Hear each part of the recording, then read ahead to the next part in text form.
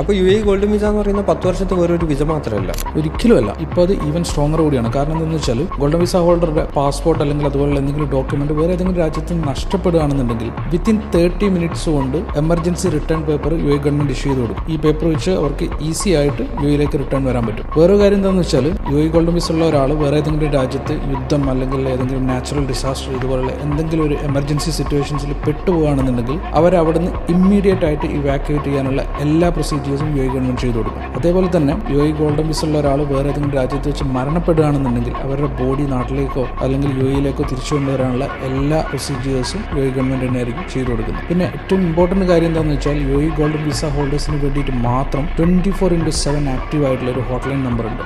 അത് കണക്ട് ചെയ്ത് നമുക്ക് ഇമ്മീഡിയറ്റ് റെസ്പോൺസ് കിട്ടുന്നത് UAE കൺസുലേറ്റിൽ നിന്നായിരിക്കും, from real people, not from AI. ഇതുപോലുള്ള ഒരുപാട് ഫെസിലിറ്റീസ് ആണ് UAE ഗോൾഡൻ വിസ ഉള്ള ഒരാൾക്ക് കിട്ടാൻ പോകുന്നത്. ജസ്റ്റ് ഒരു 10 years വിസ മാത്രമല്ല, കംപ്ലീറ്റ് സെക്യൂരിറ്റി ആണ് ഗോൾഡൻ വിസ ഹോൾഡർക്കും അതേപോലെ തന്നെ അവരുടെ ഫാമിലീസിനും കിട്ടാൻ പോകുന്നത്. അപ്പോൾ നിങ്ങൾ ആലോചിച്ച് നോക്ക്, ഗോൾഡൻ വിസ ഉള്ള ഒരാൾക്ക് ഇത്രയധികം ഫെസിലിറ്റീസ് ഒരു ഗവൺമെന്റ് കൊടുക്കുന്നുണ്ടെങ്കിൽ അവരുടെ സിറ്റിസൺസിന് വേണ്ടിയിട്ട് എന്തൊക്കെ കാര്യങ്ങൾ ചെയ്തു കൊടുക്കുന്നുണ്ടാവും.